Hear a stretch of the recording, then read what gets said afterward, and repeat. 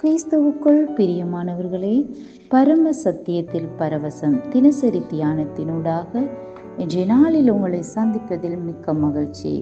இந்த ஓய்வு நாளிலும் கர்த்தர் இந்த வசனங்களுக்கூடாக உங்களை பலப்படுத்தி உங்களை ஆசீர்வதித்து வழி நடத்துவாராக.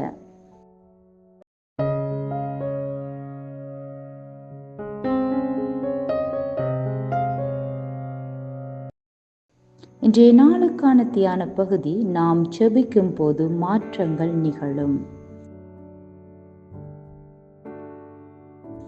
வசனம் யாக்கோபு 5:16. நீங்கள் சொஸ்தமடையும்படிக்கு உங்கள் குற்றங்களை ஒருவருக்கொருவர் அறிக்கையிட்டு ஒருவருக்காக ஒருவர் ஜெபம் பண்ணுங்கள். நீதிமான் செய்யும் ஊக்கமான வேண்டுதல் மிகவும் பலனுள்ளதாய் இருக்கிறது.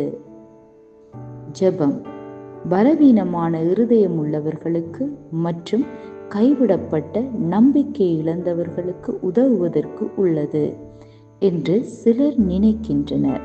ஆனால் இது முற்றிலும் பிழையான கருத்து. ஜெபம் மற்றும் நாம் ஜெபிக்கும் காரணம் குறித்து நீங்கள் புரிந்து கொள்ளும் போது ஒருபோதும் பலவீனமான நிலையிலிருந்து ஜெபிக்க மாட்டீர்கள் என்பதை புரிந்து கொள்வீர்கள். நாம் எதிர்பார்ப்புடன் ஜெபிக்காமல் மாற்றங்களை ஏற்படுத்த ஜெபிப்போம். எதிர்பார்ப்பு மேலானதாக இருந்தாலும் தேவ ராஜ்யத்தின் ஜெபத்தின் எதிர்பார்ப்பு மிக மேலாக செல்லும். உண்மையிலேயே ஜெபம் எதிர்பார்ப்புகளினால் உருவாகிறது. ஆனால் நீங்கள் ஜெபிக்க ஆரம்பிக்கும் போது நீங்கள் இன்னுமாக எதிர்பார்ப்புகளை விவரிக்காமல் இப்போது நீங்கள் தாக்கத்தை ஏற்படுத்துகிறீர்கள்.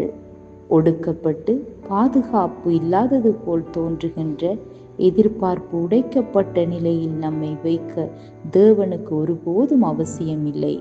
அவருடைய நாமத்தின் ஜெயத்தின் மூலம் நமக்கு அனைத்து காரியங்களையும் மாற்ற முடியும். நீங்கள் பரிசுத்த வேதத்தை தியானிக்கும் போது தேவனுடைய மனிதர்கள் ஜெபிக்கும் எல்லா நேரங்களிலும் அற்புதங்கள் நிகழ்வதாகவும் எதிரிகளுக்கு சாட்சியாக மாறியதையும் காணலாம். நமது நாட்களிலும் அது அப்படியே. நமது ஜெபம் பலம் வாய்ந்தது. எனவே சூழ்நிலை எதுவாக இருந்தாலும் அதில் எந்த மாற்றமும் இல்லை. ஜெபம் செய்யுங்கள். வேதம் சொல்லுகிறது, நீதிமானாகிய மனிதன் செய்யும் வல்லமையான ஆர்வமான ஜெபம் பெரும் காரியங்களை செய்யும், செயற்பாட்டை அதிகரிக்கும். தேவ வார்த்தையின்படி ஜெபியுங்கள். கிறிஸ்துவுக்குள் உங்கள் அதிகாரத்தை பயிற்சி செய்யுங்கள். இயேசுவின் நாமத்தை பயன்படுத்துங்கள். காண்பதற்கு எதிர்பார்ப்பு உடைந்தது போல தோன்றுகின்ற சூழ்நிலையை மாற்றுங்கள்.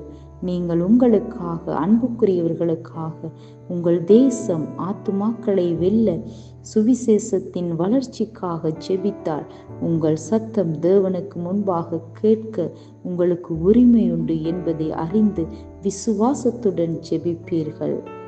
அவர் எங்களை ஜெபிக்கும்படி கூறினார், ஏனெனில் அவர் பதில் சொல்ல திட்டமிட்டுள்ளார். ஹல்லேலூயா.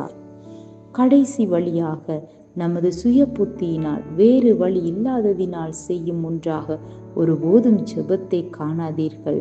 இல்லை, நாம் ஜெபிக்கும் போது நாம் அடிகளை எடுத்து வைக்கிறோம். அது சூழ்நிலைகளுக்கு தாக்கத்தை ஏற்படுத்த, நமது ஊடகமாவதோடு மாற்றங்களை ஏற்படுத்த, தேவனுடைய வல்லமையை விடுதலையாக்கி தேவனுடைய விருப்பத்தை நிலைநாட்டும். ஹல்லேலூயா. ஜெபம். அன்பான தகப்பனே, ஜெபத்தின் வரத்திற்காக, வல்லமைக்காக உமக்கு நன்றி செலுத்துகிறேன். எனது ஜெபம் வல்லமையுள்ளவதோடு ஆவிக்குரிய அதிகாரம் செயற்படுவதனால் எனது வாழ்க்கையில் எனது அன்புக்குரியவர்களின் மற்றும் தேசங்களின் பிதாவின் விருப்பத்தை நிறைவேற்ற எனது ஜெபம் வல்லமை வாய்ந்தது. இயேசுவின் நாமத்தில் ஆமேன்.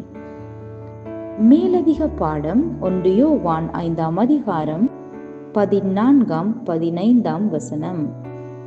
நாம் எதையாகிலும் அவருடைய சித்தத்தின்படி கேட்டால் அவர் நமக்கு செவி கொடுக்கிறார் என்பதே அவரை பற்றி நாம் கொண்டிருக்கிற தைரியம். நாம் எதை கேட்டாலும் அவர் நமக்கு செவி கொடுக்கிறார் என்று நாம் அறிந்திருந்தோமானால் அவரிடத்தில் நாம் கேட்டவைகளை பெற்றுக்கொண்டோம் என்றும் அறிந்திருக்கிறோம். ஆமென். மாற்கு 11:24.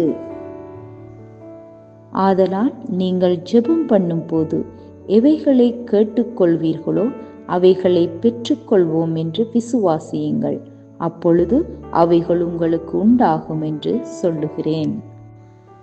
தொடர்ந்து பிலிப்பியர் 4:6-7 யோவான் 16:23 வசனங்களை வாசியுங்கள், தியானியுங்கள்.